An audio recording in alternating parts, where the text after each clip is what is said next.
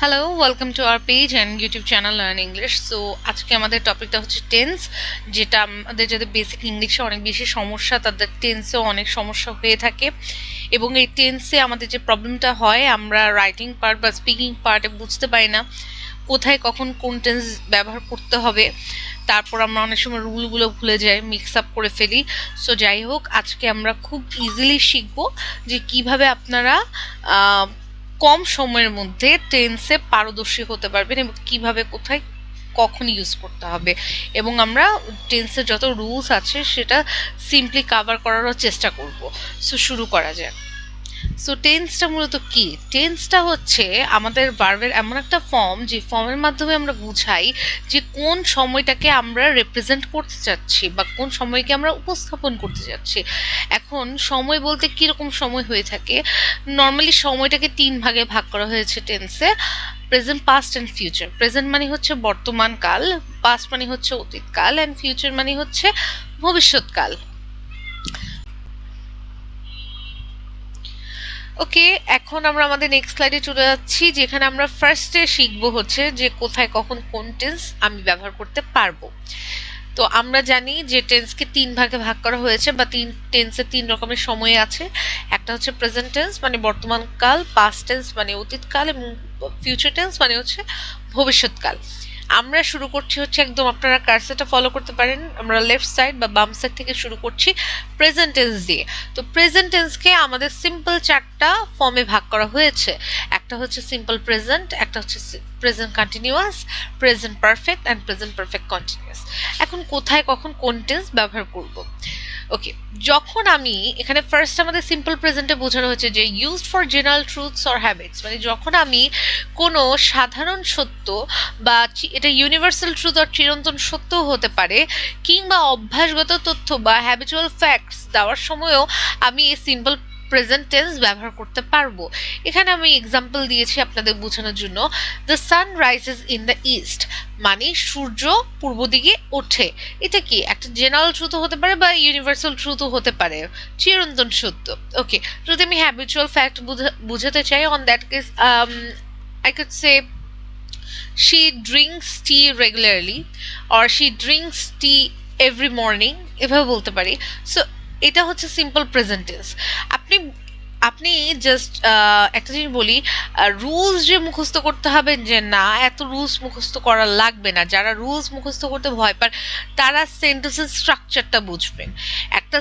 একটা সেন্টেন্সের স্ট্রাকচার দেখে আরেকটার সাথে ওটা ডিফারেন্সিয়েট করবেন, তখনই আপনারা বুঝতে পারবেন যে কোনটার সাথে কি পার্থক্য, এবং আপনি তখন ইজিলি আইডেন্টিফাই করতে পারবেন যে এই সেন্টেন্সটা কোন টেন্সকে রিপ্রেজেন্ট করছে। ওকে, নেক্সট হচ্ছে প্রেজেন্ট কন্টিনিউয়াস। প্রেজেন্ট কন্টিনিউয়াস হচ্ছে used for ongoing actions in the present, মানে যে কাজটা বর্তমানে চলমান অবস্থায় আছে, এরকম যদি আমি কোনো সিচুয়েশনকে ইন্ডিকেট করতে চাই, অন দ্যাট কেস আমি প্রেজেন্ট কন্টিনিউয়াস টেন্স ব্যবহার করব। Example, she is watching a movie right now. এখন প্রেজেন্ট কন্টিনিউয়াস টেন্স কিন্তু সবসময় একটা কমন জিনিস রিপ্রেজেন্ট করে, সেটা হচ্ছে প্রেজেন্ট কন্টিনিউয়াস টেন্স যখন থাকবে একটা সেন্টেন্সে সবসময় right now, now, at this moment, এরকম কথা কিন্তু মাস্ট থাকবে। আর না থাকলে আপনারা একটা কিভাবে বুঝতে পারবেন, আইডেন্টিফাই কিভাবে করবেন যে মানে এই টেন্সটা প্রেজেন্ট কন্টিনিউয়াস টেন্স কিনা? এখানে ইজ ওয়াচিং থাকবে, আর ওয়াচিং হতে পারে, অর এতো am watching হতে পারে, I am watching, she is watching, he is watching, you are watching, এরকম আর কি। ঠিক আছে?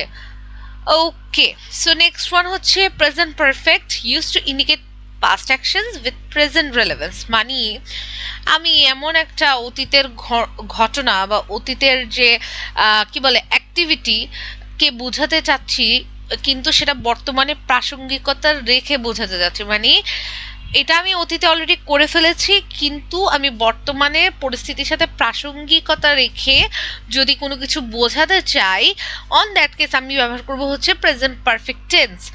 Example, I have visited Paris before, মানে আমি প্যারিস ভিজিট করেছি, কখন?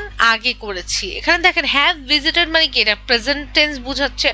আর পারফেক্ট যখন মানে আসছে তখন কিন্তু বিফোর কথাটাও কি চলে আসছে, মানে আমি কাজটা করে ফেলেছি কিন্তু এটা আমি আগেই করে ফেলেছি, কিন্তু আমি বর্তমানে রেলেভেন্সি রাখার জন্য আমি প্রেজেন্ট পারফেক্ট টেন্সটা ব্যবহার করছি। Okay, now next is present perfect continuous. এটা কেন? এটা হচ্ছে easiest. Used to express the duration of an action that started in the past and continues to the present. মানে এমন একটা ঘটনা যেটা অতীতে শুরু হয়েছে এবং বর্তমানেও চলমানই আছে। যেমন they have been studying all night, তারা সারা রাত ধরে স্টাডি করছে। শুরুটা কি পাস্টে হয়েছে, তারা পড়াশোনা শুরু করেছিল অতীতে, যেটা এখনই কি চলছে। সো এটা হচ্ছে আমাদের প্রেজেন্ট টেন্সের 4 রকমের আরো যে ক্লাসিফিকেশন, ওইটার এক্সপ্লেনেশন। এখন আমরা নেক্সট পার্টে যাব। আমরা এখন পাস্ট টেন্সের ক্লাসিফিকেশন নিয়ে কথা বলবো। প্রেজেন্ট টেন্সের মতোই পাস্ট টেন্সকে 4টা ভাগে ভাগ করা হয়েছে: simple past, past continuous, past perfect continuous. Just এটার মতোই, শুধু প্রেজেন্টের জায়গায় পাস্ট হয়ে গিয়েছে। এখন আমরা আসি হচ্ছে সিম্পল পাস্ট নিয়ে। সিম্পল পাস্ট আমরা কখন কেন ব্যবহার করব, কোথায় ব্যবহার করব? Use to talk about completed actions in the past. এমন একটা কাজ যেটা আমি অতীতে কমপ্লিট করে ফেলেছি, এরকম কোনো সিচুয়েশন বোঝানোর জন্য বা সময়টাকে প্রেজেন্ট করার জন্য আমরা সিম্পল পাস্ট টেন্সটা ব্যবহার করে থাকি। Example, he finished his work yesterday, সে তার কাজ গতকালকে শেষ করে ফেলেছিল। I completed my homework 1 week ago, যে আমি আমার হোমওয়ার্কটা 1 সপ্তাহ আগেই কমপ্লিট করে ফেলেছিলাম। ওকে, past continuous, used for actions that were in progress in the past. ওকে, প্রেজেন্টে কি ছিল? প্রেজেন্টে বলেছিলাম যে এমন একটা কাজ যেটা বর্তমানে চলমান অবস্থায় আছে। আর পাস্ট কন্টিনিউয়াসটা হচ্ছে অতীতে এমন একটা কাজ যেটা অতীতে চলমান অবস্থায় ছিল। সো এক্সাম্পলটা কি? We were having dinner when the phone rang, আমরা ডিনার করছিলাম, মানে কাজটা চলমান ছিল অতীতে। কখন? যখন কিনা ফোনটা বাজতেছিল। ওকে, next is past perfect, used to express an action that occurred before another action in the past. মানে এটা অতীতের এমন একটা ঘটনাকে বোঝানো হচ্ছে যেটা আরেকটা ঘটনা ঘটার আগেই ঘটে গিয়েছিল। এমন একটা ঘটনা, অতীতের এমন একটা ঘটনা যেটা আরেকটা ঘটনা ঘটার আগেই ঘটে গিয়েছিল। Example, she had already left, say already চলে গিয়েছিল। কখন? when I arrived, মানে একটা ঘটনা ঘটার আগে, সে আসার আগে কি সে চলে গিয়েছিল। তার মানে একটা ঘটনা ঘটার আগে আরেকটা ঘটনা ঘটে গিয়েছে। এরকম কোনো যখন আমি মানে সিচুয়েশন অর টাইমকে রিপ্রেজেন্ট করতে চাবো, তখন আমি পাস্ট পারফেক্ট টেন্স ব্যবহার করব। Last one, past perfect continuous, used to indicate the duration of an action that started and continued before another action in the past. মানে হচ্ছে এমন একটা কাজ যেটা শুরু হয়েছিল এবং যেটা চলমানও ছিল আরেকটা কাজ ঘটার আগ পর্যন্ত। যেমন, I had been waiting for 2 hours when they finally arrived, মানে তার যে অপেক্ষাটা ওটা চলমান ছিল যখন তারা মানে যখন তারা ফাইনালি এসেছিল। ঠিক আছে, সো এখানে তারা আসার আগ পর্যন্ত তার যে ওয়েটিংটা বা তার যে অপেক্ষা করার যে কাজটা, এটা কি শুরু হয়েছিল এবং চলমানও ছিল। Okay, so this is all for past tense, and now we are moving to the future tense section. Future tense কেও 4 ভাগে ভাগ করা হয়েছে: simple future, future continuous, future perfect, and future perfect continuous. Okay, simple future, it's very easy, used to refer to actions or states that begin and end in the future. He will finish his work tomorrow, মানে এমন একটা কাজ বা এমন একটা action যেটা ভবিষ্যতে শুরু হবে এবং ভবিষ্যতেই শেষ হবে। এরকম যদি আমি কোনো সময়কে বোঝাতে চাই বা ঘটনাকে বোঝাতে চাই, তাহলে আমি সিম্পল ফিউচার টেন্স ব্যবহার করব। He will finish his work tomorrow, সে তার কাজটা আগামীকাল শেষ করবে। টুমরো মানে হচ্ছে আগামীকাল, মানে ভবিষ্যৎকে রিপ্রেজেন্ট করছে। ওকে, নেক্সট হচ্ছে future continuous, used to describe an ongoing action that will occur in the future. আচ্ছা, মানে এমন একটা চলমান কাজ যেটা ভবিষ্যতে ঘটবে, মানে ভবিষ্যতে ওই কাজটা যখন ঘটবে সেটা তখন চলমান হবে। জাস্ট আগে একটা ছিল কি, প্রেজেন্ট কন্টিনিউয়াস যখন ছিল সেটা ছিল বর্তমানে চলমান, পাস্ট কন্টিনিউয়াস ছিল অতীতে চলমান, এবং ফিউচার কন্টিনিউয়াস কি ভবিষ্যতে চলমান। ওকে, এক্সাম্পল হচ্ছে he will be coming to visit us next week, সে আমাদেরকে কি ভিজিট করতে আসবে। সো এটা কি চলমান হবে কখন? নেক্সট উইক, আগামী সপ্তাহে। Future perfect, used to show that an action will be completed before a specific time in the future. Used to show that an action will be completed before a specific time in the future, মানে একটা specific time আসার আগে যে কাজটা চলমান হবে বা complete হবে সেটাকে বোঝানো হচ্ছে।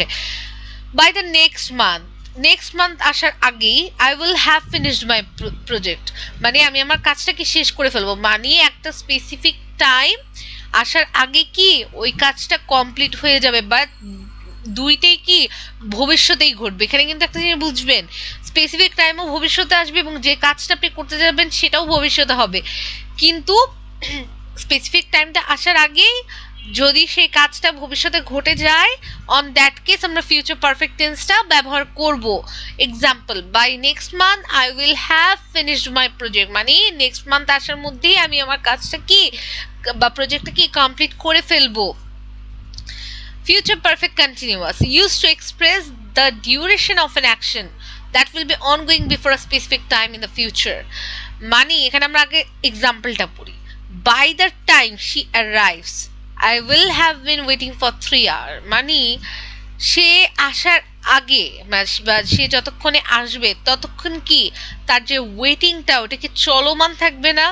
এটা কিন্তু kind of similar to past perfect continuous, কারণ পাস্ট পারফেক্টটি কি ছিল যে সে ওয়েট করছিল যতক্ষণ তারা আসবে, আর এখানে কি সে এখানে বলেছে যে বাই দ্য টাইম সে যতক্ষণে সে আসবে ততক্ষণ সে ওয়েট করবে, এটা হচ্ছে ভবিষ্যৎকে রিপ্রেজেন্ট করছে। উইল হ্যাভ বিন ওয়েটিং, যখন উইল হ্যাভ বিন ওয়েটিং বলছি তখনই কি ভবিষ্যতে কথাটা চলে আসছে, মানে সে যতক্ষণে আসবে ততক্ষণ সে ওয়েট করবে, করে নাই করবে, হ্যাঁ, বা করেছিল না করবে। সো এটাই হচ্ছে ডিফারেন্সটা। ওখানে ছিল I had been waiting for 2 hours, মানে আমি অপেক্ষা করছিলাম কত 2 ঘন্টা সময় ধরে, যতক্ষণ when they finally arrive, যখন তারা ফাইনালি এসেছিল। বাট এখানে কি বাই দ্য টাইম সে অ্যারাইভ, যতক্ষণে সে আসবে I will have been waiting, মানে আমি ওয়েট করব কতক্ষণ ফর 3 hours। সো এমন একটা কাজ যেটা ভবিষ্যতে চলমান থাকবে একটা নির্দিষ্ট সময় আসার আগ পর্যন্ত। So this is all about tense, যে কখন কোথায় কিভাবে ব্যবহার করব।